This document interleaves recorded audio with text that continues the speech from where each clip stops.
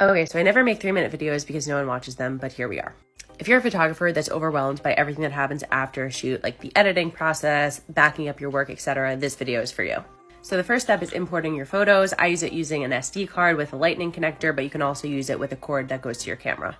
Step 2 would be culling, which means deleting similar images and images that are just not worth editing. And I think a good goal is to delete at least 2/3 of your images. Next comes the editing process, and everybody does this a little bit differently, but ideally you shot raw photos and then you can do both basic and advanced adjustments in the raw panel and the regular editor within Photoshop. But of course you can also use Lightroom and shoot JPEG. After that, export all your files onto your desktop.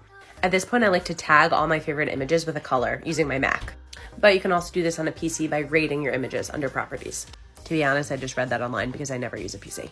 Okay, next up, we have to make 2 backups of our work. First backup I use is just a simple external hard drive like this. You want to pick a consistent way to name all your folders so you can easily find things. For example, you could rename every folder by client name, project type, and then year.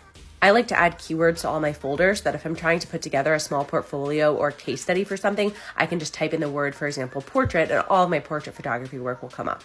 Once you've decided on that, drag your folder onto your external hard drive. Now we have to do a second backup because if something happens to this external hard drive, all of your work will be gone.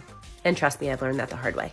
For your second form of backup, you're going to want to use an internet backup to an external server. Basically, that just means that your files are going to be backed up over the internet to an external server that's offsite.